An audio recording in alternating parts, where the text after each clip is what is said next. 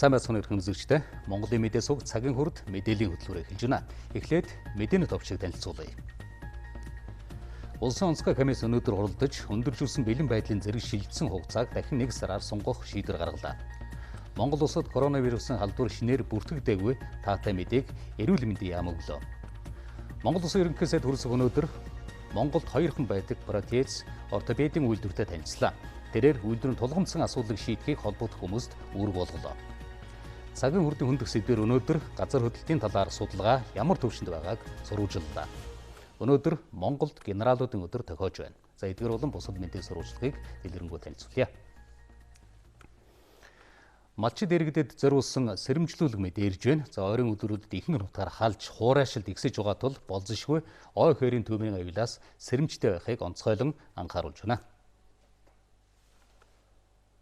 За улсын онцгой комисс өнөөдөр хуралдаж өндөржүүлсэн бэлэн байдлын зэрэг шилжсэн хугацааг дахин 1 сараар сунгах шийдвэр гаргалаа.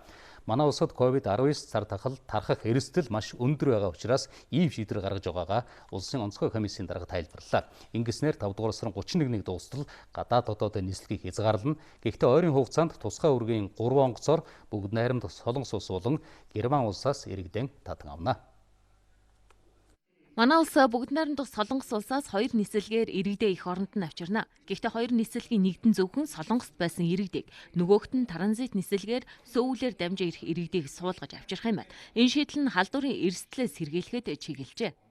Бүгд найрамдах Солонгос улсаас ирэх иргэд бол шинжилгээ хийлэгдсэн улсууд байж байгаа. Бусад орноос дамжиж ирж байгаа иргэд бол шинжилгээ хийлгэж чадаагүй улсууд байгаа, иргэд байгаа. Тийм учраас энэ хүмүүсийг хооронд нь холихгүй байх нь зүйтэй юм аа. Жиж тус нь авах нь зүйтэй гэдэг үүднээс ийм нислэгийг хийж байна. За мөн Европ руу нэг нислэгийг хийн, Франкфурт руу хийн, Европын орнуудаас одоо яаралтай ирэх гэсэн иргэдээ татаа авах энэ ажлыг хийнэ. За энэчлэн Оросын холбооны улсаас иргэдээ татаа авах. За маш их олон тооны оюутнууд хичээл нь хаацсан, тардсан. За зарим нь бол дотор байрнаас гаргагдсан ийм нөхцөлд байна. Тийм учраас Оросын холбооны улсад сурч байгаа оюутнуудаа бас мөн одоо татан авчрах, тэгтээ ээлж дараатаа татаа авчрах ийм одоо ажлыг хийнэ гэдэг шийдвэрийг сая гаргалаа. Мята нислэгийг хийдэгнэ. Тэр нислэг хийдэг, байнгын нислэг хийдэг тэр орнууд руу явуулнаа. За энийг би одоо дахиад хэлье. Тэгэхгүйгээр байнгын нислэг хийдэггүй орон руу нислэг хийнэ гэж би одоо амлаж чадахгүй. Тэгж одоо худлаа хэлж чадахгүй. Тэрийг одоо бас монголчууд нь зөв ойлгоорой. Гаднаас ирэх хүсэлт гаргасан Монгол иргэдийн тоо өдөр бүр нэмэгцээр 9800 гаруй болжээ. Хэрвээ онгоцонд сул суудал гарах юм бол хамгийн түрүүнд жирэмсэн ахмад настан хөгжлийн бэрхшээлтэй зэрэг хүндэтгэн үзэх шалтгаантай иргэдээ суулгах юм байна. Улсын хурлын сонгуулийн үеэр хэрвээ иргэд тусгаарлалтанд байвал саналыг нь хэрхэн авах вэ гэдэг асуудал үүснэ. Үүнд шадар сайд хариулт өглөө. Аль болохоор тэр тусгаарлах байранд Монгол улсын иргэд сонгуул болж байгаа өдөр байхгүй байхаар л одоо бид нар зохион байгуулъя гэж одоо бодож байна. Тэгэхгүй бол тэр их төвөгтэй болно шүү дээ. Тусгаарлах байранд байгаад байдаг. Тэгтэл ингээд санал өгөх ёстой. Санал хураалтанд орох ёстой. Санал хураалтанд оруулах гэхээр эн чинь одоо томсгсон тойргоор явж байгаа. Тэн чинь Говьалтай аймгийн дэвшиж байгаа сонгогчийн төлөө ч санд хүн байгаа. Улаанбаатарын дүүргүүдэд дэвшиж байгаа хүний ч төлөө санд хүн байгаа. Өндөржүүлсэн бэлэн байдлын хугацааны үеэр гаднаас ирж байгаа иргэдийг 21 хоног тусгаарлаж байгаа юм а. Тусгаарлагдсан иргэдийн зүгээс болон хилийн чандаас ирж чадахгүй байгаа иргэдээс манай телевизэд хандан онцгой комиссд асуулт тавьж өгөх хүсэлт ирүүлсэн юм. Онцгой нөхцөл учраас ажилдаа явж чадаагүй иргэдийн хувьд цалин хөлсний асуудал хууль эрх зүйн хүрээнд хэрхэн зохицуулагдах болоо гэсэн асуултыг бид тэдний өмнөөс өнөөдөр тавьсан юм. Үүнд онцгой байдлын ерөнхий газрын дарга дараах хариултыг өглөө. Засгийн газрын тогтоол дурдсан байж байгаа шүү дээ. Яг ийм хүмүүсэл тодорхой цалингийн хөлснөөр бодогдоод хийгдээд аваад ингээд явж байгаа зохицуултад хийж байгаа. Хувийн аж ахуйн нэгжлэг энэ зохицуултыг хийгдэг байдлаар бас засгийн газар чиглэл өгцгийг явж байгаа. Мэргэжлийн болон бусад богино хугацааны сургалтыг нээх асуудлыг ч өнөөдөр улсын онцгой комисс хэлэлцэн холбогдох шаардлага стандартыг зайлшгүй мөрдүүлж сургалтын байгууллагын үйл ажиллагааг сэргийлэх онцгой комиссийн гишүүдэд дэмжсэн байна. Энэ асуудлыг улсын онцгой комисс энэ 7 хоног дахин хуралдаж шийдвэрлэнэ. Манай улсын хувьд 3 дугаар сарын 23-наас гашуун Сүхбаатар Чингэлэгтэйгээр нүүрсний экспортоо эхэлсэн. Өнөөдөр улсын онцгой комиссийн хуралдаанаар Сүхбаатар аймгийн Бичигт, Ховд аймгийн Булган Бонтоор уулуурхаан бүтээгдэхүүний тээвэрлэлт эхлүүлэхээр шийдвэрлэлээ. Монгол улс COVID-19 халдварын эрсдлээс сэргийлж 2 дугаар сарын 13-наас өндөржүүлсэн бэлэн байдлын зэрэгт шилжээд байгаа юм. Манай улсаас сүүлийн 24 цагийн хугацаанд коронавирус нэмж бүртгэгдээгүй сайн мэдээтэй өдөр байлаа. Халдвар төвчин судлалын үндэсний төв болон ажиглах байрнаас давтан шинжилгээ авахд коронавирус илрээгүй. Одоогоор 759 хүн тусгаарлах байранд хяналтад байна. Улсын хэмжээнд 7 лаборатори бэлтгэж тус хүрдэн 1000 онцлоор хүргэн туршилт сургуулалт хийж эхэлжээ. Салбар лабораториудын тоногдох хөрөмж онцлоор бүгд ижил. Эгзэгтэй үед олон тоогоор шинжилгээ хийх боломжтой юм байна. Халдвар төвчин судлалын үндэсний төвд эмчилгээг багаар хийх зохион байгуулалтанд шилжиж шинэ баг эмчилгээгээ эхлүүлжээ. Энэ сарын 30 болон эх сарын 1-2-нд тусгай нислэгүүдээр ирэх иргэдийг хүлээн авах бэлтгэлээ хангаж байгаа гэлээ. Хөсөөдөд тусгаарлагдсан 4 хүн, ажиглах байранд тусгаарлагдсан 14 хүний давтан шинжилгээнд коронавирус илрээгүй. Эдгээр хүмүүс Mongolian кентавр зоч буудалд тусгаарлагдан ажиглагдаж байгаа. Дархан уул аймгийн вирус судлалын салбар лабораторид Алтан булгийн боомтор орж ирсэн 17 ачаа тээврийн жолооч, Сэлэн аймагт тусгаарлагдсан 12 хүний давтан шинжилгээнд коронавирус илрээгүй байна.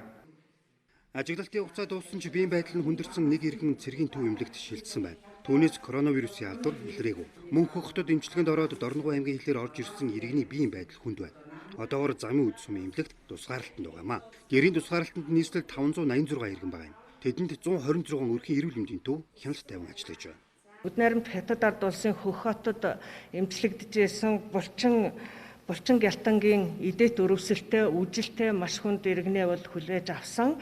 Энэ бол тэр хятад улсад 17 удаа ямар нэгэн жижиг мэс ажилбар хийгдсэн ийм иргэн байсан. Бид шинжилгээг бол вирусологийн шинжилгээг халдвар төвчин судлалын үндэсний төв рүү илгээсэн байгаа. Нарны гэрлийг ашиглаж гадуур гар нүрийн альчуур, орд ирний давуугаан, гадаа наранд тавих, угаасан зарим хувцсыг наранд хатаах, цонх саваасаа онгойлгох. За ялангуяа 30 минутын хугацаанд 10-аас 15 минут агаарын сэлгэлт хийх нь бол коронавирус халдварыг тэр шүлсэн дотор байгаа тэр вирусыг бол гадагшаа гаргах ийм үр дүнтэй агаарын солилцоо байдаг учраас нарны гэрэл агаарын солилцоог сайн байх нь бол үр дүнтэй арга гэдгийг бас та бүхэндээ зөвлөн хэлье. Дэлхийн эрдэмтдийн байгууллагаас товлолтын дархлаажуулалтаас нэг ч хүүхдийг хоцроож болохгүй гэдгийг анхаарууллаа. Сингапурын эрдэмтэд математик аргачлалаар COVID-19 халдвар 7-8 дугаар сар гэхэд одоогийн эрчимтэй дарахж байгаа улс орнуудад дуусах бол 11 дугаар сарын сүүлэхэд дэлхийд даяар бүрэн арилна гэж тооцоолжээ.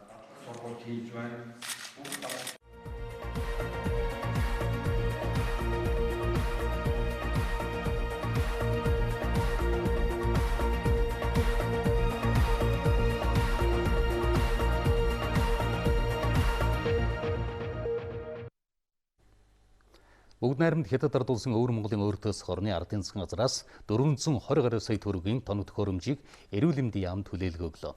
Цар тахлын үед хамгийн чухал аппарат болох PCR машин болон 10,000 ширхэг лабораторийн онцлогыг нийлүүллээ.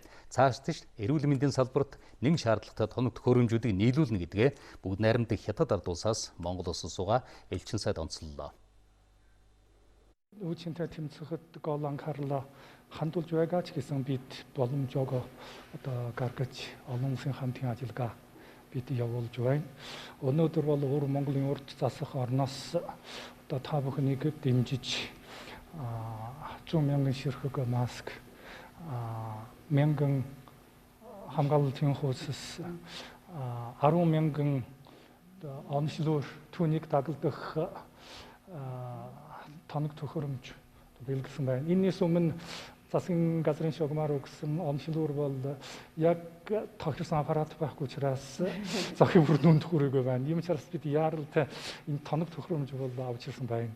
Тэгээ засгийн газрын шугамаар бол бид мөн засгийн газартаа бид хандсан байна. За N95 маск, за мөн мисасли маск гэдэг олон зүйлийг бидэнд бол манай хэдэн элчин сайдын яам хүлээлгэж өгсөн. За өнөөдөр мөн тусламжийн маань 2 дахь шат үргэлжиж 1 сая гаруй юаний бидэнд нэн шаардлагатай байгаа онцлогооны PCR тоног төхөөрөмжийг өнөөдөр хүлээлгэн өгч байна. Энэ нь бол бидэнд маш их хэрэгтэй зүйлээ. Халдвар төвчин судлалын үндэсний төвийн онцлогооны чадвар нэмэгдэж байгаа юм. За шинжилгээний шугам маань нэмэгдэж байгаа юм.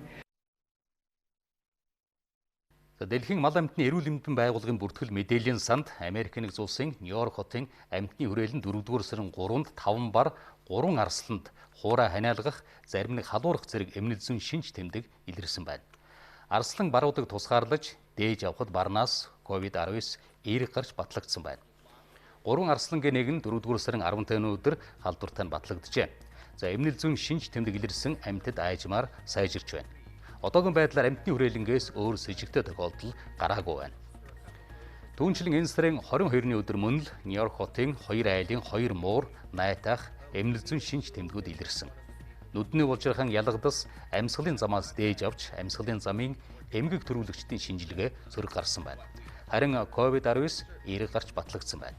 Муурн дэмжлэгээ хийгдсэний дараа дахин шинжилгээ хийхэд коронавирус илрэг байна.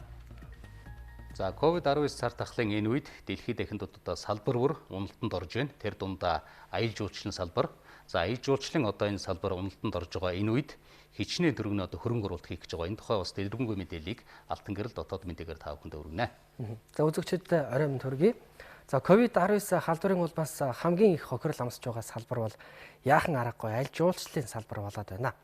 Европын холбоо коронавирусны хямралаас үүсэлтэй цар тахлын дараа аялал жуулчлалын салбарыг сэргээхэд зориулж 375 тэрбум евро зарцуулна гэдгийг мэдгдлээ. За цар тахлын улмаас Европын холбоо дахь аялал жуулчлал өмнөх үзүүлэлтүүдээс даруй 10% буурсан байна. Түүнчлэн аялал жуулчлалтай холбоотой ажилладаг салбаруудад хямрал нүүрлэнэ гэжээ. Тодорхойлбол агаарын тээвэр 45%, зочид буудал болон хоолны газрууд 70% хүртэлх хэмжээний хохирол амсжээ. За аялал жуулчлалаар хамгийн ихээр хохирол амсаж байгаа орнуудаар Португал, Итали, Испани болон Грек улс тус нэрлэгдэж байна. За COVID-19 цар тахлын улмаас дэлхийд даяар ажилгүйдлийн төвшөнд түүхэнд байгаа хэмжээгээр нэмэгдэх төлөвтэй байна гэсэн мэдээ байна. Энэ талаарх тооцоо судалгааг нэгдсэн үндэсний байгууллагын шинжээчид гарган танилцуулсан байна. 2020 оны 2 дугаар улиралд гэхэд дэлхийд дахинд цар тахлын хямралын уршгаар 195 сая хүн ажилгүйчдийн эгнээнд орох магадлалтай. Энэ тухай нэгдсэн үндэсний байгууллагын 4-р сарын тайланд онцлсон байна. Коронавирусын халдварын улмаас үүссэн хямрал дэлхийн эдийн засаг сөргөөр нөлөөлж түүхэнд анх удаа ажилгүйдлийн болон ядуурлын төвшин томоохон уналтад оруулах эрсдэл бий болоод байгааг тус байгууллагын шинжээчид өгсөн юм а. Шинжээчдийн таамаглаж байгаагаар жижиг дунд үйлдвэрлэл эрхлэгчид, тариаланчид, хуваарай хөдөлмөр эрхлэгдэг иргэд, дөрвөгчид болон шилжин суурьшигчид хямралд хамгийн ихээр өргөх магадлалтай гэсэн байна. За хэдийгээр ийм таагүй мэдээ олон байгаа боловч зарим үйлдвэрлэл сэргэх мэдээ гарч байна. Энэ талаар дэлхийн одоо хэвлэлүүдийн мэдээнээс хүү Алтан гэлээ.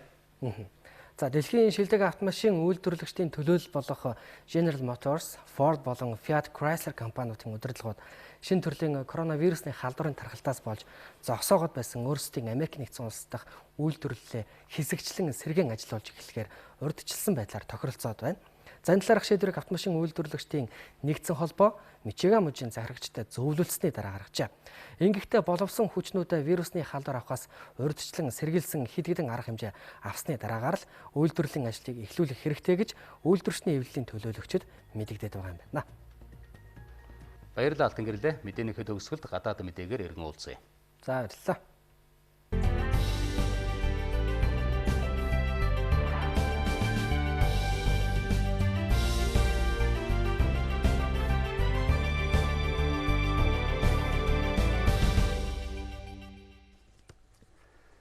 За Монгол Улсын ерөнхийлөгч Баттулга өнөөдөр сонгуулийн ерөнхий орооны дарга гишүүдтэй уулзаж өмнөх уулзалтад гарсан үр дүн цар тахлын одоо нөхцөл сонгуульд хэрхэн бэлтгэж байгаа талаарх мэдээлэл сонсож ярилцлаа. Сонгуулийн ерөнхий орооны гишүүд улсын хурлын төрийн байгуулалтын байнгын ороо, засгийн газар, улсын онцгой комисс болон эрүүл мэндийн яамны удирдлагуудтай цар тахлын нөхцөлд сонгуул хэрхэн явуулах асуудлаар санал бодлон солилцож, за хуулиар хүлээсэн үүргийнхээ дагуу сонгуул явуулах бэлтгэл ажлаа базааж байгаа гэлээ. Гэсэн ч эрсдэлтэй бодит аюул байгаа гэж сонгуулийн ерөнхий орооны гишүүд үзэж байна. За тухайлбал сонгуулийн ерөнхий орооны гишүүн Содхуу нэр дэвшигчдэд хуулиар олгогдсон сонгуулийн сурчлагаа хийх, за өр хүрээр явж одоо сонин сэтгүүл тараах зэрэг эрхийг хязгаарлах боломжгүй байгааг эрсдэлтэй гэж үзэж байна гэлээ. Мөн сонгуулийн ерөнхий орооны гишүүн Амгалан Баатар өнөөдөр хүртэл сонгуулийн хэрхэн хийх зөвлөмж гараагаагүйс болж зардал хэрхэн нэмэгдэхийг ч тооцоолоогүй байгаа гэсэн юм. Мөн сонгуулийн сурчлагаа хийх, нийтийн уулзалт хийх эрх нь хуулиар нээлттэй. Нэр дэвшигчдийн тэгш өрсөлдөх эрхийг хангахын тулд эдгээр эрхийг хасаж болохгүй байгаа нь цар тахлын үед онцгой анхаарал хандуулах асуудал хэмээн харж байгаа гэлээ. Монгол Улсын ерөнхийлөгч Баттулга цар тахлын үед уламжлал даргаараа сонгуул явуулах боломжгүй гэж үзэж байгаа бөгөөд сонгуулийн ерөнхий орооны зүгээс тулгарч байгаа асуудлаа нээлттэй ярилцаж холбогдох байгууллагуудад нь хүргүүлэх ёстой гэсэн байна. Мөн энэ удаагийн уулзалтаар 2020 оны улс хурлын ээлжид сонгуульд ойролцоогоор 470 гаруй орчим тэрэм төгрөг зарцуулагдахаар байгаа нь цар тахлын эсрэг одоогийн зарцуулсан төсвөөс хэдэн 10 дахин их байгаа талаар ярилцжээ. Тухайлбал 2020 оны улсын хурлын ээлжид сонгуульд хамгийн олон буюу 800 орчим нэр дэвшигч өрсөлдөнө гэсэн урдчилсан тооцоо гарчээ. Холбогд байгууллагаас хийсэн зардлын судалгаагаар улсын дунджаар нэг нэр дэвшигч сонгуульд 474.4 сая төгрөгийн зардал гаргана гэж үзвэл нэр дэвшигчид 379.5 тэрэм төгрөг зарцуулна гэж тооцсон байна. Харин сонгуульд оролцох хүсэлтэд өгöd байгаа 19 нам эвсэл тусвар хамгийн багадаа 5 тэрэм төгрөг зарцуулна гэж үзвэл 95 тэрэм төгрөгийн зардал гарахаар байна. Ингээд нам эвсэл нэр дэвшигчдийн зүгээс сонгуульд ойролцоогоор 474 тэрэм төгрөг зарцуулах урдчилсан тооцоо гарчээ. Монгол Улсын ерөнхийлөгч Баттулга дэлхий хамарсан цар тахлын улмаас иргэдийн халаас нэмгэрч үйл ажиллагаанд зогссон аж ахуй нэгжүүдийн санхүүгийн байдал улам хүндэрсээр байгаа энэ үед дээр дурдсан хэмжээний мөнгийг зарцуулан сонгуул явуулах нь зохисгүй алхам эсхийг бүх шатандаа бодолцсон үзэх нь чухал байгааг тэмдэглэлээ. За уулзалтын төгсгөлд улсын хурлын ээлжид сонгуулийг эрсдэл багтаагаар зохион явуулах, сонгуулийн үеэр халдварын тархалтаас урьдчилан сэргийлэх шийдлийг тодорхойлох, нөхцөл байдлыг бодитоор үнэлж дүгнэлт хийх асуудлаар эрх үүргийн холбогдох байгууллагуудын оролцоотой олон талд уулзалт хийхээр боллоо. Улсын хурал засаг захиргаа нутаг дэвсгэрийн нэгж түүний удирдлагын тухай хуулийн шинжилсэн найруулгын төслийг хэлцэж эхлээд байна. Тухайн хуулийг үндсэн хуулийн нэмэлт өөрчлөлтөд нийцүүлэн шинжлэх шаардлага үүсэж байгаа улсын хурлын ажлын хэсгийн гишүүд тайлбарлаж байгаа юм.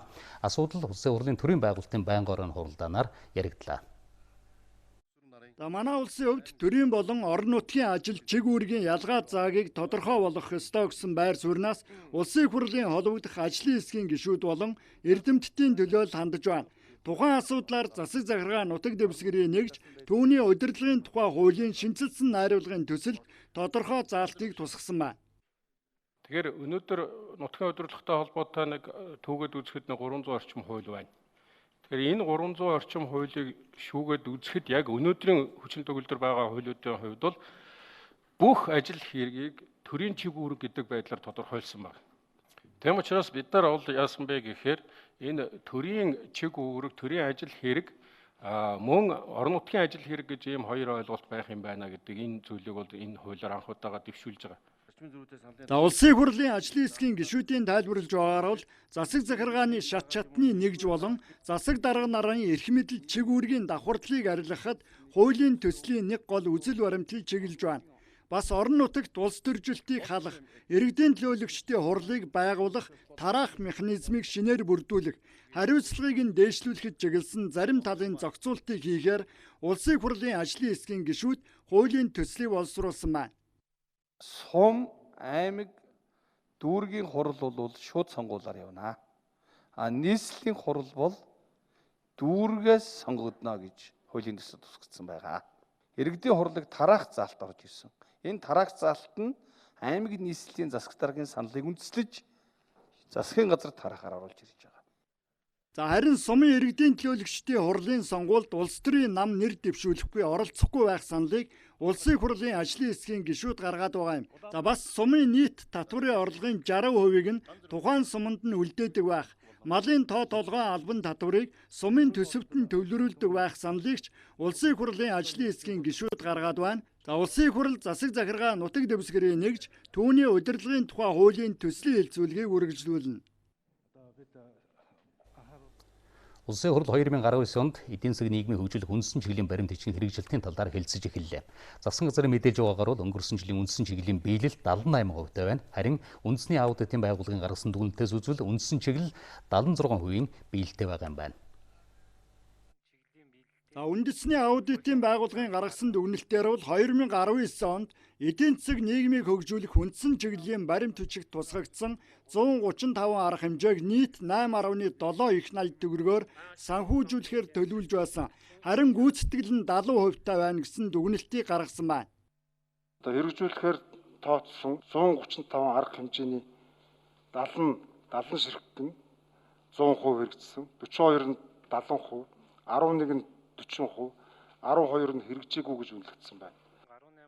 Үндсэн чиглэлийн баримт бичгийн биелэлтээс үзвэл 2019 онд цэцэрлэгийн 79, сургуулийн 46 барилгыг ашиглалтанд оруулсан байна. Одоогоор сургуулийн 73 барилгын ажил үргэлжилж байгаа юм. Бас өнгөрсөн жилийн хувьд нийт 670 км автозам тавигдсан байна. Харин хүн сэдэн аж ахуй хөнгөн үйлдвэрлэлийн салбарын зарим асуудал эдийн засгийн байнгын хорооны хуралдааны үеэр харигдлаа. 19 оны урьдчилсан байдлаар үйлдвэр аргаар боловсруулсан сүүл сүүн бүтээгдэхүүн бол 24.5% өссөн байна. Энэ сүүний урамшууллын хэр үр дүнтэй ашиглагдсан бэ? Тодорхой хөрөнгө тавьж эхэлж үзсэн. Төрийн бус байгууллага, фермер эрхлэгчид, үйлдвэр аж ахуйн нэгжүүдтэйгээ хамтарсан сүүний урамшуул олох журмыг боловсруулсан байгаа. Журмын төсөл засгийн газар дээр хэлэлцэгдээд энэ оноос эхлээд сүүний урамшуул олгодоо явна гэж. Цаашид боловсруулах үйлдвэрлэлийг дэмжих чиглэлд анхаарах шаардлага байгааг эдийн засгийн байнгын хорооны зарим гишүүн сануулж байна. Харин нийслэлийн төв цэвэрлэх байгууламжийн асуудлаар барилга хот байгуулалтын сайд Бадилхан тайлбар өглөө. 44 карт дүүрэн лаг, сан бол хуримтлагдсан лаг байсан. Энэ лагуудыг бид бүгдийг цэвэрлээд бордоо болгосон. Шинэ цэвэрлэх байгууламжийг бол Хятадын хөнгөлтэй зээлийн хүрээнд барихаар тендер зарлагдаад 362 сая доллараар Хятадын компани шалгараад өнгөрсөн жил ажлаа эхэлсэн. 23 онд ажил дөрөн дууснаа.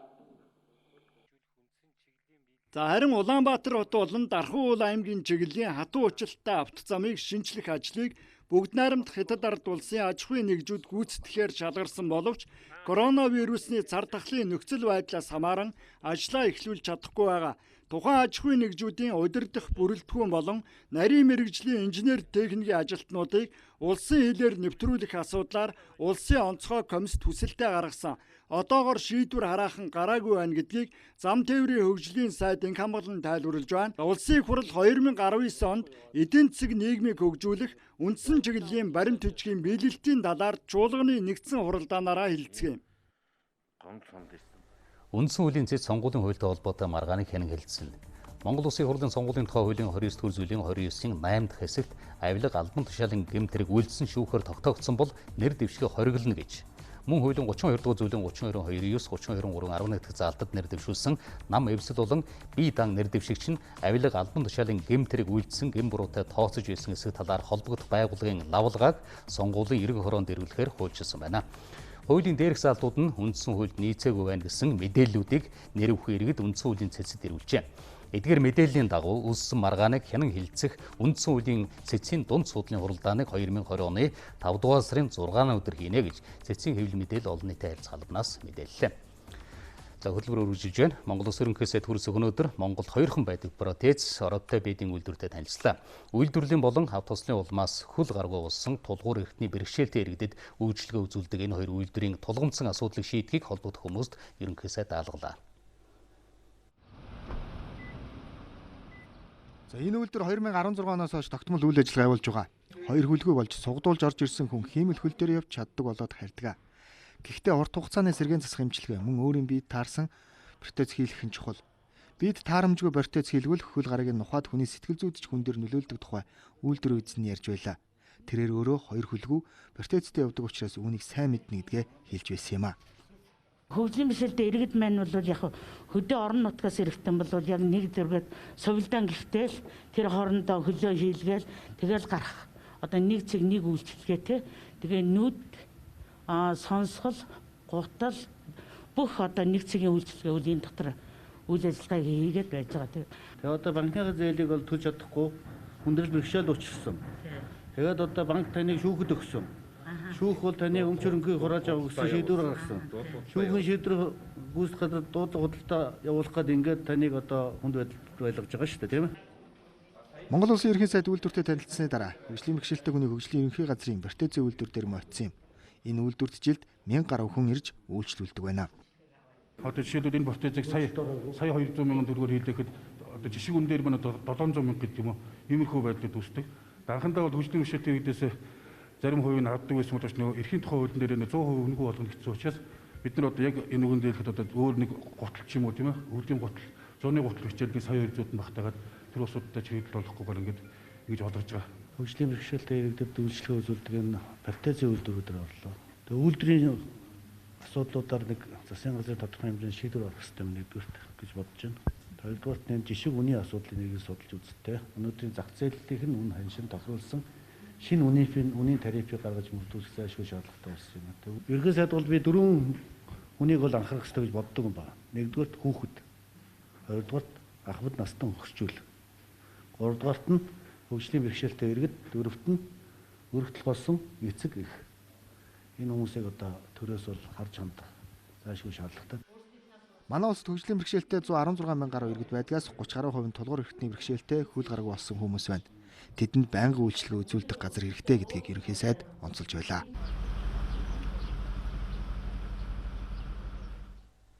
Үйлдвэрийн ослоор амиа алдсан иргэдийг дурсах олон улсын өдөр өнөөдөр тохиож байна.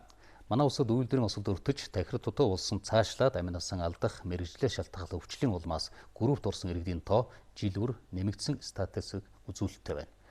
Өнөөдөр сая 18 жилийн өмнө мэргэжлээ шалтгаалсан өвчний улмаас хөтөлбөрийн чадвараа 65% алдаж 42 насндаа тэтгэврт гарч гүрүүрт орсон нэгэн иргэнийг бид энэ удаад сурвалжлаа. Энэ хүнийг цолмон гэдэг. Өнөөдрөөс яг 18 жилийн өмнө тэрээр цахилгаан станцад гагнуурчин хийж байсан. Баруун жих нь орчны дуу чимээ сонсдоггүй, уушгины тоосчлттай мэргэжлээ шалтгаалсан хөвчлөл гэсэн эрүүл мэндийн дүгнэлтээр групп тогтоологжээ. Хөдөлмөрлөх явцдаа үйлдвэрлэлийн хортой хүчин зүйлийн нөлөөлөөс шалтгаалan эрүүл мэндээр хохирж үлдсэн иргэдэн болон хүнийхээ төлөө үйлчилдэг хууль эргэцэн орчин өгүүлэгдэж байгааг тэрээр энэ өдөр хөндөж ярьлаа. Өндөр насны тэтгэвэр шилжихэд миний тэтгэвэр одоо 80-аас 120 мянган төгрөгөөр буудаг. Дээрээс нь одоо байгууллага аж ахуйн нэгжээс өгч байгаа тэтгэмж 50% олддог. Ингээл бид нэр ерөөсө хүнээрээч 50%, эдийн засгаараач 50-аас доошоо хувь. Инхээр энийг бас хүн талаас та нар мөн ялгаа авахгүй бидний насан дээр очиж тэтгэврт гарна шүү дээ. Ажлын байрныхаа эрсдлийг аж ахуйн нэгж байгууллага нь нэг үржлэн үнэлж үзэх хэрэгтэй. Тэгж байж дараагийн өхөн төлбөр зэрэг асуудлыг өнөөдрийн бодит амьдралтай уялдуулах шаардлагатай гэдгийг өөрийн амьдралын жишээ харуулж байна гэж тэрээр ярьлаа. Төвний хувьд тэтгэврт гарах наснаас эрт буюу 42 настайдаа групп тогтоологсон. Тухайн үед буюу 2002 онд 59 мянган төгрөгөөр групп тогтоологсон. Харин тэтгэврт гарах нас нь болоход тэтгэврийн хэмжээ буурдаг зэрэг хуулинд ойлгомжгүй асуудал байгааг мөн ярьлаа. Энэ асуудал бид салбар яамнаас тайлбар авсан юм. Мэргэжлийн шалтгаалсан өвчнөд холбоотой ер нь нийгмийн даатгалын багц ууланд одоо нэмэлт өөрчлөлт орохоор манай хөдөлмөрийн хамгааллын яамнаас ажлын хэсэг гараад явж байгаа. Одоо удахгүй засгийн газрын хурлаар хэлцгээр ингээд бэлтгэл ажилд орж байгаа. Үйлдвэрлэл осол мэргэжлийн шалтгаалсан өвчний улмаас хөдөлмөрийн чадвар алдсан иргэдийг эргээд ажилд оруулах, за нийгмийн асуудлыг шийдэх, усан сэргийлэх чиглэлийн ажлуудыг энэ одоо санд одоо уялдуулах ажлуудыг зохион байгуулж байгаа. Судалгаанаас харахад 18-аас 35 насныхан үйлдвэрийн осолд өртөх эрсдэл гаргах тохиолдол хамгийн өндөр байдаг байна. Манай улсын хувьд хөдөлмөрийн харилцааг зохицуулсан бие даасан хуультай. Гэхдээ үйлдвэрийн осол болон мэргэжлээс шалтгаалсан өвчний улмаас группт орсон иргэдийн асуудал орхигдсон байдаг юм байна.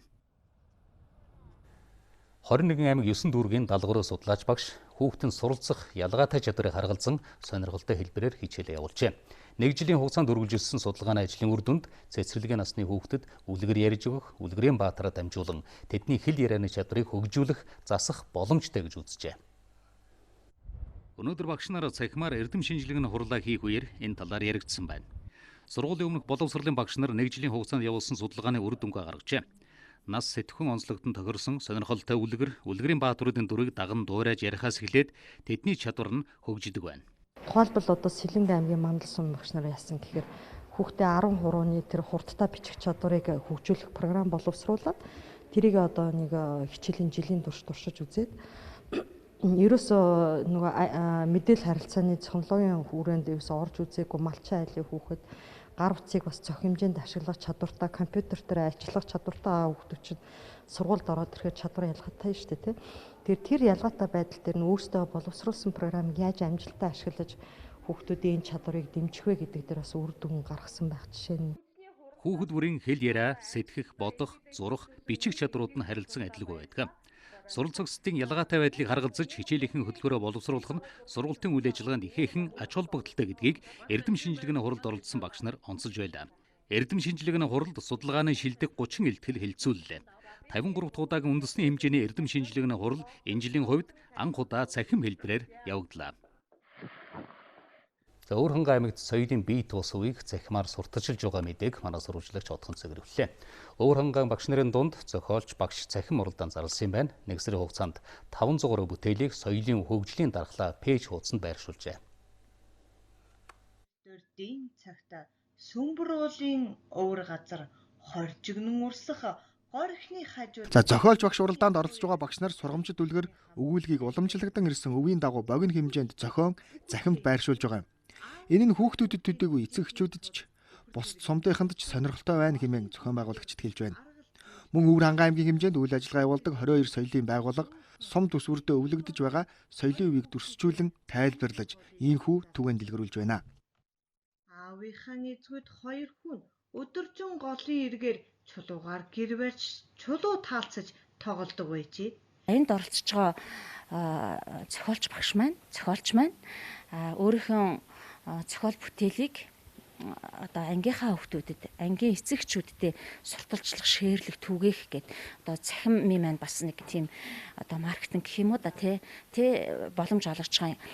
Тэр шеэрлж одоо комент бичиж тэр очсон тэр эцэг гих маань энэ манай дархлаа гэд пэйжд маань соёлын хөгжлийн дархлаа пэйжд маань нэгдээд за нөгөө соёлын байгууллагуудын оруулсан энэ Эрдэнэзүү музейн одоо бурхтын тайлбар, аймгийн музей, аялах за тухайн суманд байгаа соёлын өвлөн уламжлагчтай танилцаж ингээд тийм цогц ажил болгохоор зорьсон байна.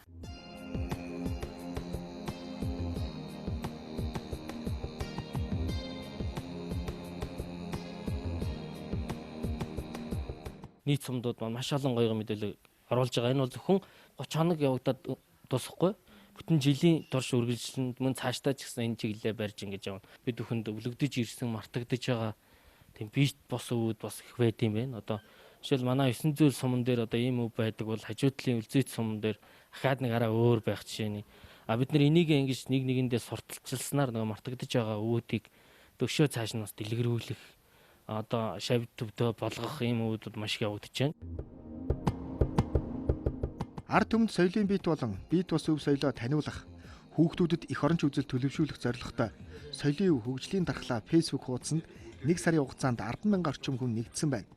Энэ хуудсанд нэгдсээр мартагдж байгаа ерөөл, магтаал, хоолойн лэмт зэрэг биет бус өвүүдийг танин мэдж, шавь сургалтаар сурах боломж байгаа юм а. Бомби орон гэдэг уран зургийн галерей байгаа. За энэ галерей бол одоо Өвөрхангай бүх одоо шилдэг зураач урчууд төдийгүй Монголын урчуудын эвлэл за тэгмэн гадаадын зураачид нийлсэн одоо маш олон зураачдын 60 гаруй шилдэг юм одоо бүтээлүүд байгаа тийм галерей одоо Монгол улсад бол хөдөө орон нутгийн маш чанартай өндөр зэрэглэнтэй хийсэн царын ганц уран зургийн галерей байгаа. Энэ бол одоо манай Өвөрхангай аймгийн 900 суманд байна гэдэг бол одоо 900 сумын төдийгүй Өвөрхангай бас нэг бахархал юм. Хөл хорой тогтоогдсон гэд төлөвлөсөн ажлаа хойшлуулахгүй. Захимаар дамжуулан хэрэгжүүлэх нь харин ч олон хүнд хүрдгийн жишээг энэхүү аян харуулж байна. За соёлын хөгжлийн дархлааг дэмжих жилийн ажлын хэсгийнхэн цаашлаад Өвөрхангай аймгийн онцлог мартагдсан өв соёл, төв хаалхын бие тус өвүүдийг гарган ирж таниулахаар төлөвлөж байгаамаа. Монгол улсын эдийн засагт хүдээшин салбарын даргачин өндөр байх ёстой. Бид өөрсдөн үйлдвэрлэгч болж байж малынхан ашиг шимээр амьдрах боломж өндөр юм а. Булган аймгийнхан хүнсний ногооны үйлдвэрлэлийн өргөдгөн махсууны үйлдвэртэй болж эхэлсэн байна. Монгол эрдэмтдийн олон жилийн судалгаа үржил селекцийн ажлын үр дүнд Булган аймгийн сэлэн үйлдвэрийн үхрийг 1984 онд гарган авсан байна.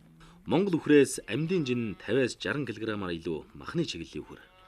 Олон жил зөвхөн булганы хойд талын хэдхэн суманд генофонд нь хадгалагдж байсан энэ үхрийг тархаан үржүүлэх ажил 2018 оноос эхэлжээ. Сэлэн сум, хангал сум, бугут сум, хотог өндөр тэшиг энэ 5 сум бол сэлэн үйлдвэрийн үхэр үржүүл бүс нутаг. Бүс нутаг тогтоож хийж бид нэр энэ үхрийн үйлдвэрлэх байдлын сайжнаас сайжруулах арга хэмжээ авахгүй бол ялангуяа хийлтүүлэгчийн асуудлыг шийдвэрлэж хийж энэ асуудлыг хийхгүй ямар ч үр дүн төрөхгүй. Тийм учраас аймгийн засаг даргын захирамжаар энэ бүс нутгийн 5 сумд сэлэн үйлдвэрээс өөр үйлдвэр омгийн хийлтүүлэгч ашиглагыг хоригдсон. Амьдрал ахуй орлогын нэмэгдүүлэх боломжтой байгаа юм чинь бусад сумдаа бас энэ сэлэн үйлдвэр хөрийг үржүүлье гэд. Тэгээ бид нэр өнгөрсөн оноос шинэ хөдөө төслийн хүрээнд нэгдвэрч гараа бух аваад энэ уртлын 11 суманд өглөө. Уянтвагийн малчин Ганбаатарын 3 чудаа сэлэнг үйлдвэрийн бух тавьсан. Энэ жил 30 гаруй төлөвлөн авна. Эхний 19 тоглоом гарчээ. Хөл шилв мэл махан интернет бүдүүн. Одоо 8 сард гарсан тоглоом одоо хаврын гарсан тоглолтоо ер нь илүү юу гэхээс дутуугүй. Махныхаа чиглэлээр илүү сайн юм уу? Тоглоом том гарна. Махныхаа чиглэлээр сайн юм уу гэж бодоод байгаа би бол. Ийхүү Булган аймагт махны чиглэлийн үхрийн үйлдвэр ухсааг нутагшуулах, үржлийн ажлыг эрчимжүүлэхийн тулд сум багтаа сэлэнг үйлдвэрийн бухыг сэлгэн тавьж эхэлсэн байна.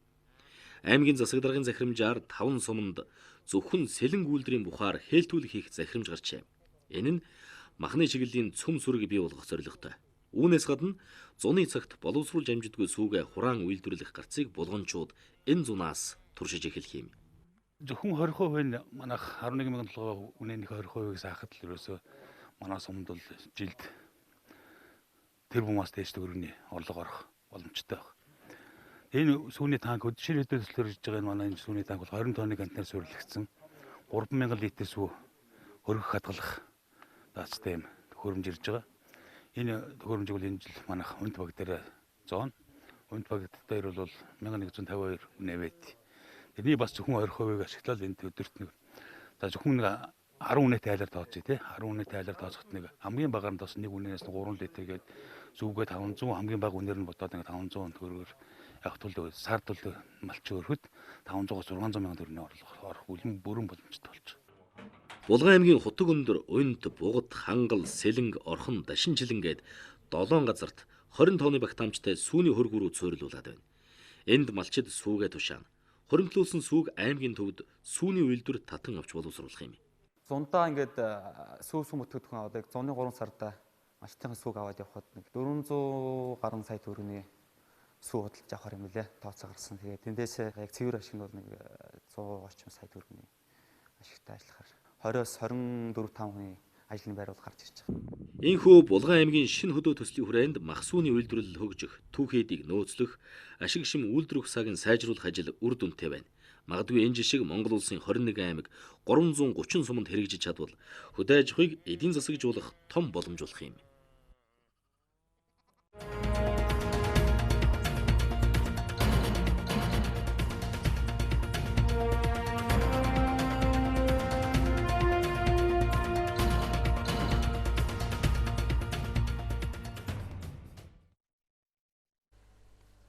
Цагийн хүрд хөтөлбөрөөр энэ 7 хоногт шинжил ухаанаар судлагдах хунууд бидний амьдарт хэрхэн нөлөөлж байгаа талаар сэдвийг хөндөж байгаа. Энэ удаад бид газар хөдлөлтийн талаарх судалгаа манай улсад ямар хэмжээнд хийгдсэн, за үүний үед хэрхэн ашиглаж байгаа талаар сурвалжлалаа. Газар хөдлөлтийн гамшигыг урдчилж хаана хизээ хэр хүчтэй хөдлөхийг мэдэх хүртэл шинжлэх ухаан хараахан хөгжиж байна. Ойролцоогоор 2500-аас 3500 жилийн давтамжтай гэх мэтээр магадлалыг л тооцож байгаа. Гэхдээ хизээ газар хөдлөхийг мэдсэн ч гэсэн бид хүмүүсийг нүүлгэн шилжүүлэхээс өөр юу ч хийж чадахгүй. Тиймээс судлаачид газар хөдлөлт боллоо гэхэд хүчтэй чичирхийлэх магадлалтай газруудыг тогтоож, тэнд барих барилга байгууламжаа нурахгүйгээр тооцож барих хэрэгтэй гэж үзэж байгаа. Газар нь өөрөө хадан хөрстэй, сэвсгэр хуудастай гэж хоёр янз байдаг. Хадан хөрстэй газар хөдлөлтийн долгион багасж ирдэг бол сэвсгэр хуудастай газар 50 дахин ихсэж ирэх тохиолдолч байдаг юм байна. Тухайлбал Мексик улсын Мехико хотын нэг хэсэг газар нь хатсан нууран дээр баригдсан байдаг. 80-ад онд тухайн газараас 400 км-ийн цаана газар хөдлөлт болоход гамшигт сүрэл болж байсан байна. Тиймээс энэ хөрсний шин чанарыг тогтоох бичил муучлалын зураг гэж хийдэг байна. Улаанбаатар хотын бичил муучлалын зургийг анх 1970-ад онд хийж байсан, хамгийн сүүлд 2015 онд шинжилжээ. 68 онд Москвагаас Эрдэмтэд ирээд анхны бичил мужлын Улаанбаатар хотын зургийг хийсэн. Тэрнээс хойш бол ингээд үе шаттайгаар газар хөдлөлийн идэвхтэй бүсүүдийн зургийг бол тухайн үе зүг толгой тулсан Эрдэмтэд хамтарч хийж ирсэн. Тэгээд 90 оноос нэг хэсэг зогсоод бид нэр сүүлд одоо жишээлбэл 2010 оноос Улаанбаатарыг нэлийн эрчимтэй хийж агаад 2015 онд Улаанбаатар хотыг нэг удаа зураг хийгээд барилга хот байгуулалтын яамд өгөөд батлуулаад одоо энэ нь бол хэрэгжиж байгаа. Одоо жишээлбэл Улаанбаатар хотод ямар нэгэн барилгын компани барилга барих бол 2015 оны тэр баалын зургийг ашиглаж барилга барих ёстой. Манай орны нутаг дэвсгэрийн 75% нь тэр дундаа баруун бүс нь газар хөдлөлтийн идэвхжэлтэй гэж үздэг. Энэ жилийн хувьд хүнд мэдрэгдэх хэмжээний буюу 3.5-аас дээш магнитудын газар хөдлөлт 30 орчим бүртгэгдээд байна. Тухайлбал хамгийн сүүлд Говьалтай аймгийн Тонхил сумаас 30 км-ийн зайд 5.8 магнитудын газар хөдлөлт болсон. Тэгэхэд сумын төвд мэдрэгдэж зарим байшингийн хан тааз баг зэрэг эвдэрсэн. Газар хөдлөлтийг урдчилж мэдээлэх боломжгүй ч гэлээ тухайн цаг мөчтөд нь шуурхай мэдээлэх нь маш чухал байдаг байна. Газар хөдлөлийн одоо хамгийн аюултай долгион бол ойролцоогоор 3 км/с-ийн хурдтай явж байгаа. Нэг гэхэд л 3 км явна гэсэн үг шүү дээ. Хэрэв 100 км-ийн цаана болчих юм бол яг нэг 3-таа хуваачаар чинь 30 секунд хожиж болох нь шүү дээ. Тэгээд энийг л ашиглаж байгаа. Одоо жишээлбэл хөгжингүй орнууд бол голцоо атомын цахилгаан станц ч юм уу хурдны галт тэргээ зогсоодог иймэрхүү систем ажиллаад байгаа. Энэ манад бол жишээлбэл 3 ширхэг голомт төр ажиллаж байгаа. Дэрэн гээд урагшаага 180 км. Нөгөөх нь Могод гээд 67 онд Улаанбаатар нэлээд өвчтөй мэдгдсэн гэж яриад байгаа шүү дээ. 67 оны газар хөдлөл. Энэ систем дээр 260 орчим километр хойшоо бүрэн бүтээлгээ сэлэнгэд. Дэлхий дээр болж байсан хамгийн хүчтэй газар хөдлөлтийн зарим нь манай орны нутаг дэвсгэрт болж байсан. Тухайлбал 1905 онд одоогийн Увс Завхан Хөвсгөл аймгийн нутаг дэвсгэрийг хамарсан 8.3 магнитудын 1931 онд Монгол Алтай нуруунд 8 магнитудын газар хөдлөлт болсон. Мөн 1957 онд Баян Хонгор Говь Алтай аймгийн нутагт 8.1 магнитудын газар хөдлөлт болж байсан бол Улаанбаатар хотод хамгийн хүчтэй мэдрэгдэж байсан нь 1967 онд Булган аймгийн Могод суманд болсон 7.4 магнитудын газар хөдлөлт байсан юм а. Өнөөдөр Монгол генералуудын өдөр тохиож байна.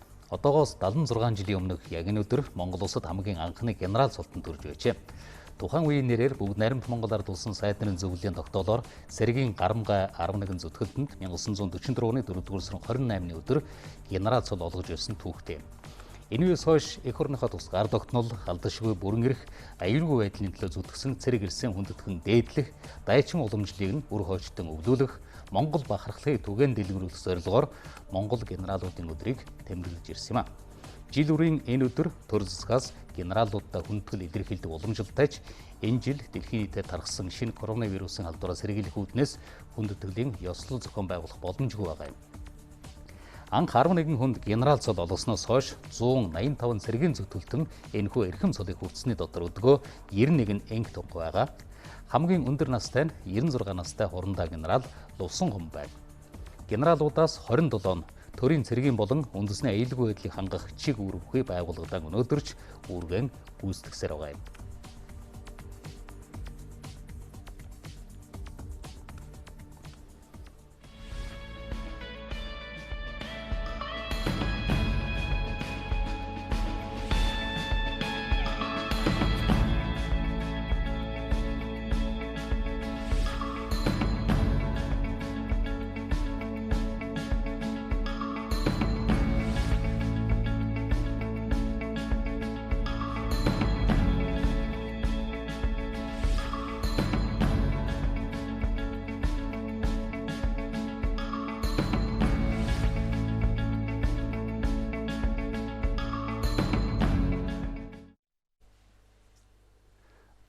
дахь жилдийн тэмдэглэж байгаа генералуудын өдрөөр цагийн хүрд хөтөлбөр онцгойн генералыг онцолж байна.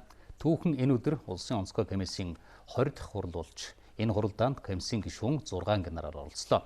Тэдний нэг нь онцгой байдлын ерөнхий газрын тэдвэргэн дэддэрх бригадын генерал Гомжовын Ариун буян.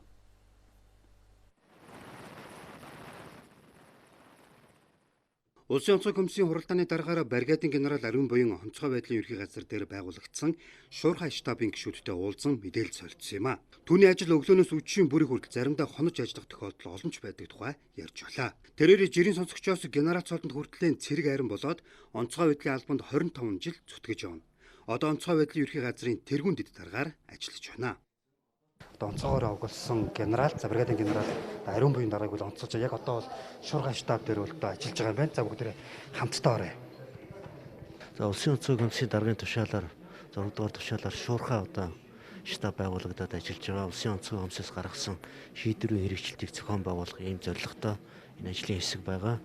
Ер нь бол одоо бол ойрын өдрүүдэд 4 сарын 30, 5 сарын 1, 5 сарын 2-ны өдрүүдэд тусгай үүргийн 3 нислэгээс гадаад улс орноос эх орондоо ирэх иргэдийг татан авах бэлтгэл ажлыг зохион байгуулахтай холбоотой асуудал дээр манай шуурхай штаб эд ажиллаж байна.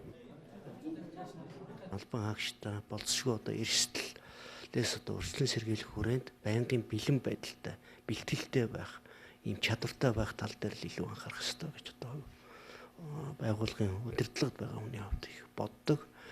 Онцгой байдлын байгууллага нэгдсэн тогтолцоонд орсноос хойш 2 дахь генерал нь Ариун буян. Тэрээр улс их орон хүн ардынхаа төлөө цаг наргүй зүтгэж яваа нэр нь тодорхойгүй онцгойгийн албаагчдаараа багаргаж явдаг гэдгээ хэллээ. 50 цагт хамгийн хүнд үүргийг гүйцэтгэдэг салбар бол онцгой байдлын салбар. Өнөөдөр ихэд л хүний буруутай үйл ажиллагаанаас болж ямар их гамшиг осол гарч байгааг хүн бүхэн мэддэг.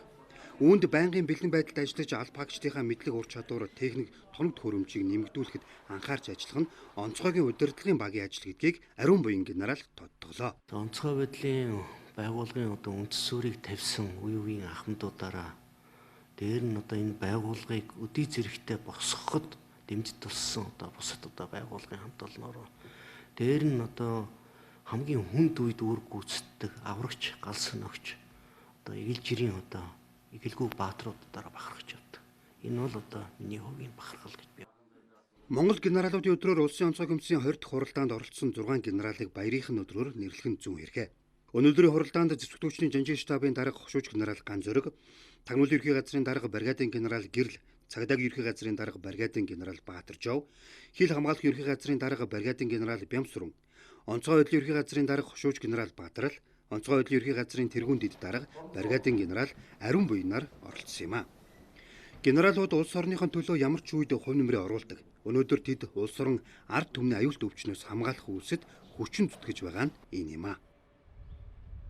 За Монгол улсаас анхудаа сансарт ниссэн генералын нэг бол Жүгдэр Дэмдийн гүр аргач. Генерал цолыг 36 настай хүрсэн түүнийг цагийн хүрдээр онцолж байна.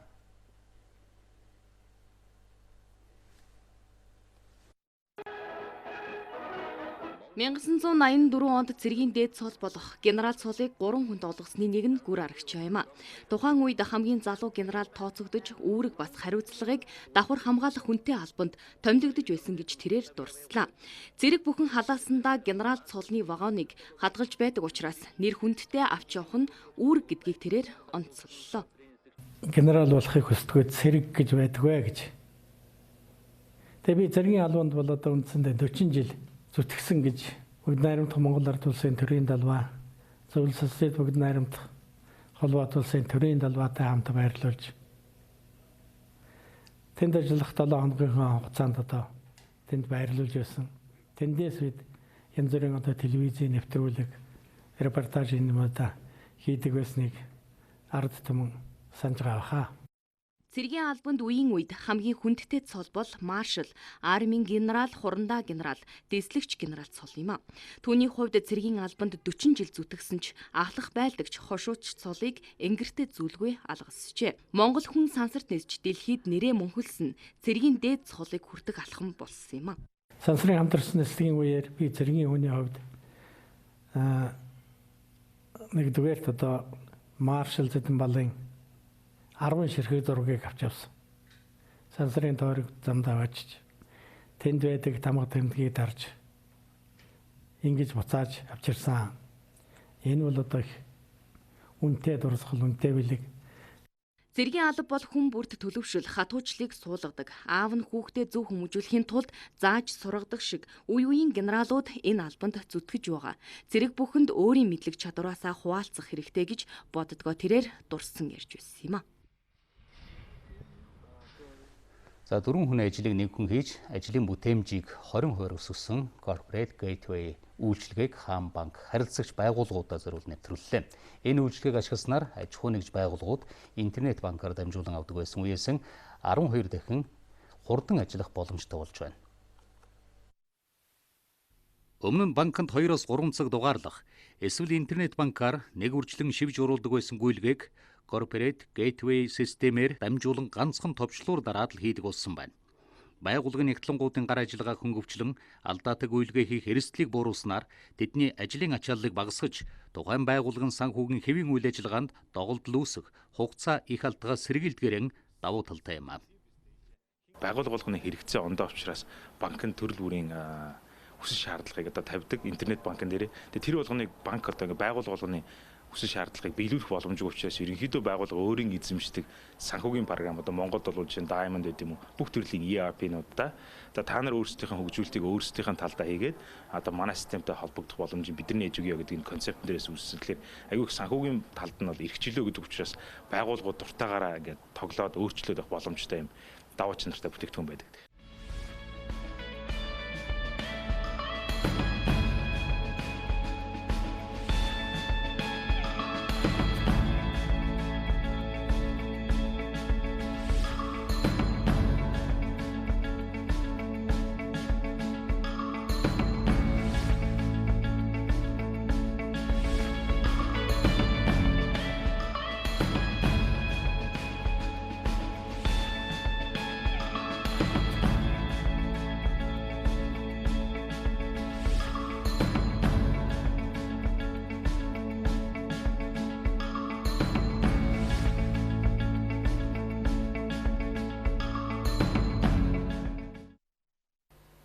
Хөтөлбөр олон улсын мэдээгээр үргэлжлэж байна. Студид Алтан гэрэл ажиллаж байна.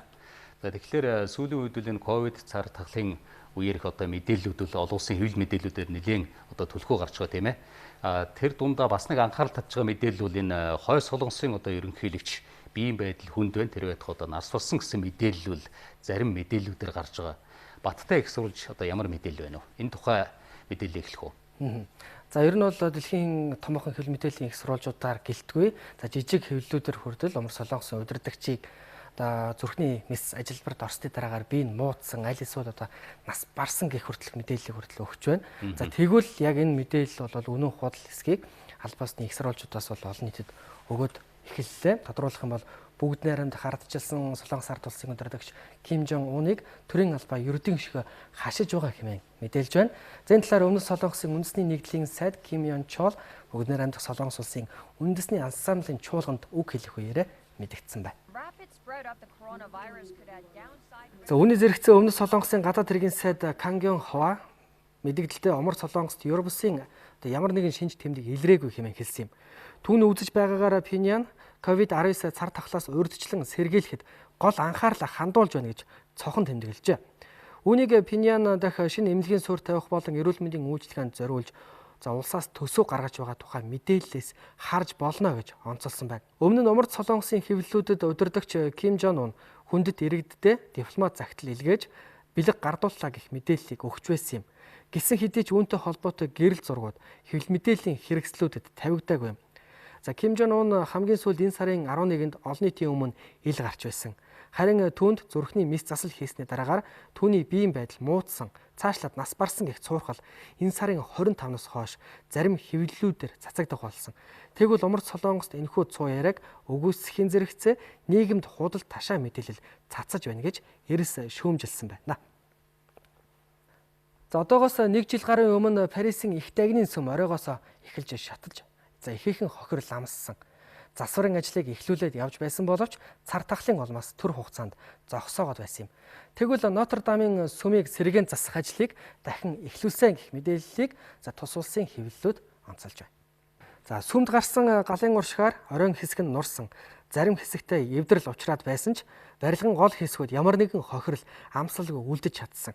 Францын ерөнхийлөгч Нотр-Дамын сүмийг сэргээн засварлах ажил 5 жилийн дараа дуусаж, үйлчлүүлэгчдийг хүлээж авахд бэлэн болно хэмээн мэдэгдсэн. За Францын иргэд томоохон компаниуд сэргээн засварлах ажилд ихээхэн хэмжээний хандив мөнгө цуглуулж чадсан. Хэдийгээр засварын ажлыг өнгөрсөн оноос хийгээд эхэлсэн боловч коронавирусны халдварын цар тахлын улмаас энэ оны 3 дугаар сарын 23-нд засварын ажлыг төр хугацаагаар хойшлуулахар болсон юм. За өчигдрөөс барилгын ажилчид их дагны сүм дээр очиж засварын ажлаа үргэлжлүүлэн хийхээр зарим зүйлсийг шалгаж эхлээд байна. Сүмийн дотоод байршлуудын заримыг өөрчлөн шинчилж байгааг мэдээлж байгаа юм. Засварын ажлыг хийж гүйцэтгэх барилгын ажилчдыг амны хаалт, ариутгагч болон үнгүй хоолоор хангаж байгаа юм байна. Их сурвалжуудын мэдээлснээр барилгачдыг сүмийн ойролцоох зочид буудлуудад байрлуулахар болсон гэж мэдээлж байна. За дотоодын шилжилт хөдөлгөөн хэмээн нэрлэгддэг дүрэгсдийн тоо ихссэн байна. Тодорхойлбол улс орон дотроо шилжилт хөдөлгөөн хийсэн дүрэгсдийн тоо 50 саяд хүрээд байна. Энэ талаар BBC агентлаг мэдээллээ. Дөрвөстийн дийлэнх нь дотоодын үймэн самун зэвсэгт мөргөлдөөнтэй бүсээс дайжин орон гэрээ орхисон хүмүүс байна. Тухайлбал Сир, бүгд найрамдах ардчилсан Конгос, Йемен болон Афганистаны иргэд байгаа юм. Үүний дотроос 5 сая гаруй хүн байгалийн гамшигт үзэгдлэн улмаас дөрвжээ. Тэдгээрийн олонх нь дөрвөстийн хуаран, төр орогнох газарт эсвэл ядуусын хороололд амьдарч байгаа юм. За олон улсын шинжээчид COVID-19 цар тахлын үед дөрвөстийн эрүүл мэндийн байдал эмзэг байгааг анхааруулад байгаа юм. 21-р зуунд байгалийн гамшигт үзэгдэл хүмүүсийг орон гэрээ орхин бусад улс орнуудад хорогдоход хүргэж байна гэж нэгдсэн үндэсний байгууллагаас мэдээлжээ.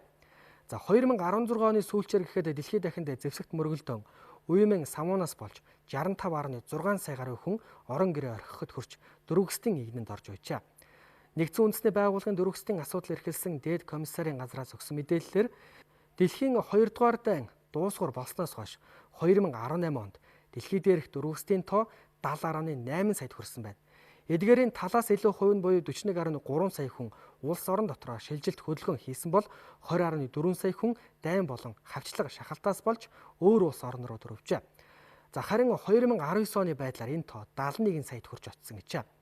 Дайн, өлсгөлөн, байгалийн гамшиг, эсвэл хүчирхийллийн аюулаас болж эх орноосоо дөрвөх хүмүүсийн тоо жил бүр нэмэгдэж байна. Нэгдсэн үндэсний байгууллагын дөрвөстийн асуудал эрхэлсэн дээд комиссарын газар жил бүрийн 6 дугаар сарын 20-нд болдог олон улсын дөрвөстийн өдрөөр дэлхий дахины дөрвөсөд цагаачтын тухай тайлан гаргатаа. За энэ жилийн тайлан мөн л энэ оны 6 дугаар сарын 20-нд гарах юм а.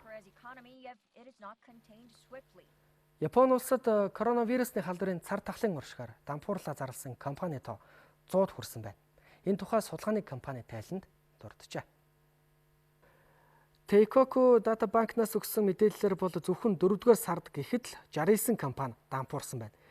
Иргэдийг гадагш гаралгүй гэртээ байхыг хүссэн шаардлагаас болж жижиг бизнес эрхлэгчдийн хувьд хүндхэн нөхцөл байдлыг үүсгэсэн байна. Энэ сарын эхээр Японы засгийн газар онц байдал зарлаж, зарим хязгаарлалт, 20 цэрийн дэглэм тогтоосноос үүдэлтэй юм а хэмээн шинжээчид тайлбарлаж байна. Эдийн засгийн ихээхэн хохирол амссан газруудаар зочид буудлууд нэрлэгдэж байна. Тодорхойлбол зочид буудлын үйлчилгээ үзүүлдэг 21 газар дампуурсан гэх ийм дүгнэлтэнд хүрсэн байна. За түүнчлэн Цэнгэний 11 газар хоолны газар дампуурлаа зарлаад байгаа юм байна. Үйлчилгээний газруудын эрэлт хэрэгцээ буурч байгаатай холбогдуулан дампуурлын тохиолдол өдөр тутам нэмэгцээр байгааг судалгааны тайланд онцолсон байна.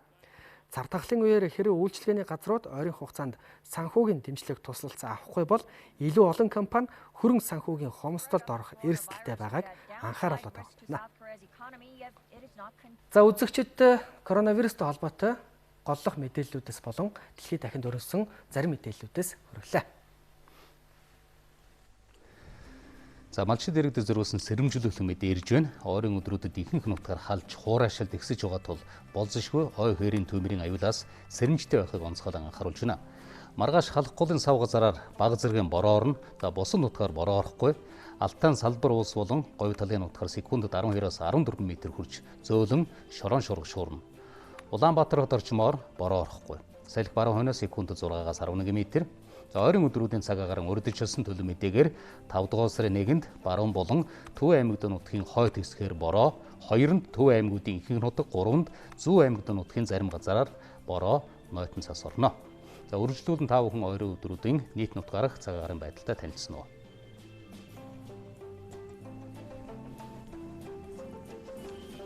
За өлгөж шөндөө 8 градус өдөртөө 26 градус дулаан байна. Улаангам шөндөө 8 өдөртөө 27 градус дулаан.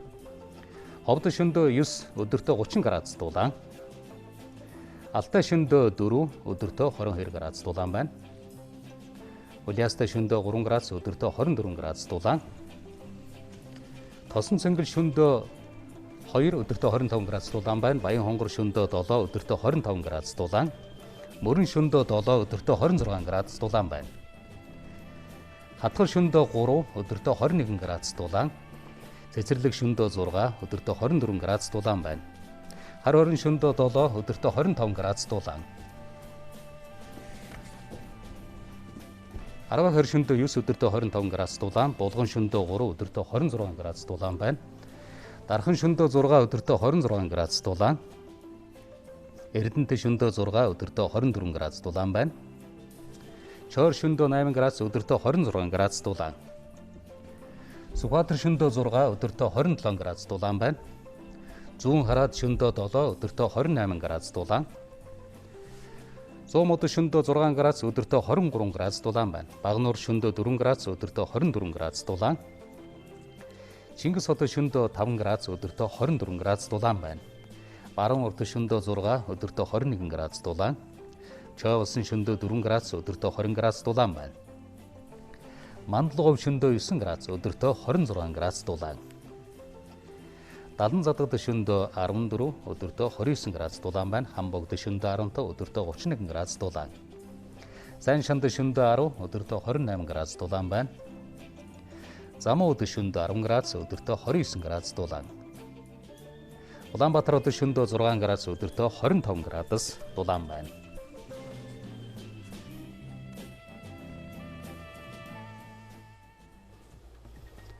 Монголын мэдээ сувг цагийн хүрд мэдээллийн хөтөлбөрөөр та бүхэнд хүргэлээ.